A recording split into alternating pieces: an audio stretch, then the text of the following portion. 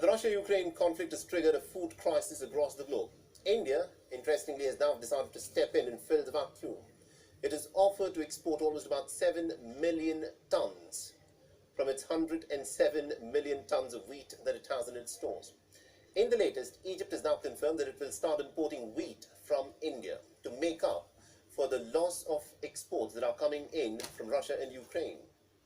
Now, the Indian Commerce Minister Piyush Goyal confirmed the same in a tweet. Piyush Goyal said, and I quote him here, Egypt has approved India as a wheat supplier. The Modi government steps in as the world is looking for reliable alternate sources of steady food supply. He lauded the Indian farmers, saying that our farmers have ensured that our granaries are overflowing and that we are ready to serve the world. Remember, there used to be a time when India was not self-sufficient in terms of the food crops that it produced. And over the course of the last 60-odd years, India has made such remarkable progress in terms of agriculture that we can produce way more than what we need. The Egyptian Minister of Agriculture, El Sayed El Qasser, confirmed that India is the latest in the list of countries that will serve as alternate sources of wheat for Egypt. This after a delegation from the Egyptian Ministry of Agriculture had visited India earlier in the week, approving Indian wheat after technical studies of Indian origin. They visited the fields and the grain warehouses as well as export warehouses in different Indian states, including Punjab, Madhya Pradesh and Mumbai. Now, Egypt happens to be the world's biggest wheat importer and gets almost about 80% of its wheat imports from Russia and Ukraine.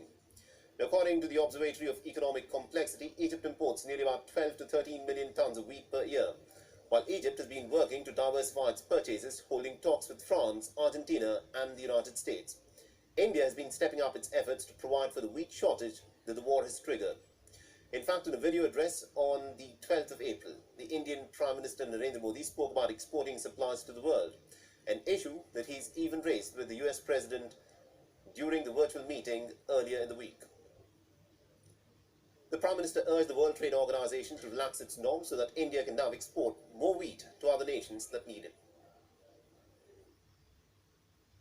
કાલે હું અમેરિકાના રાષ્ટ્રપતિ જોડે ચર્ચા કરતો હતો તો એમણે પણ કહ્યું કારણ મોટું ધર્મે એમને કહ્યું તમે અમને WTO જો પરવાનગી આપે થોડી રાહત કરી દે કે ભાઈ ભારતમાં જે ભંડાર પડ્યા છે તમે બહાર મોકલી શકો છો તો અમે કાલે મોકલવા તૈયાર છીએ અમે તો ભારતને તો જમાડીએ છીએ અમારા અન્નપૂર્ણા માના આશીર્વાદથી અમારા દેશના ખેડૂતોએ જાણે અગાઉથી દુનિયાની चिंता કરી હોય એમ પણ હવે આ તો દુનિયાના કાયદા કાનૂનમાં રહેવું પડે એટલે હવે ખબર નહીં ક્યારે WTO એના કઈ સુધારા કરશે ને આપણે થશે.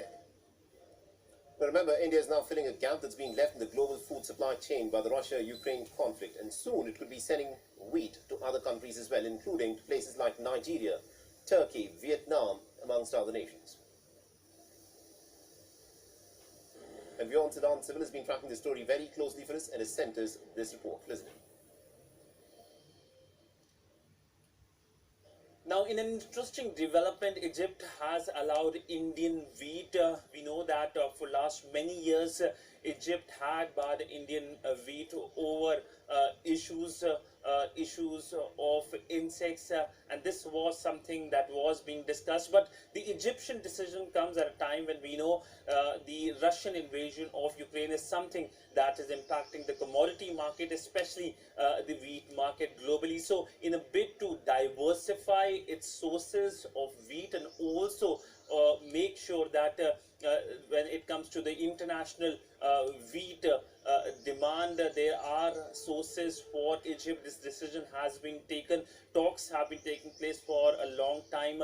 We know that there was a delegation of Egyptians from their authorities here in Delhi to, of course, take stock of the wheat and also how the wheat is essentially quality-wise good for consumers in their own country. But this is expected because remember, amidst the invasion, the wheat prices are soaring and there is worry over global food stocks. So internationally, countries are trying to do that. They're trying to find new sources, and India it looks naturally is emerging as a big source of food, especially wheat and sugar. The Indian External Affairs Minister had recently talked about it in the parliament when there was a debate on Ukraine, that India has been reached out by many countries for wheat and sugar. And remember, when we saw the COVID crisis, India was able to send the world community HCQ. India was able to send the world community vaccines,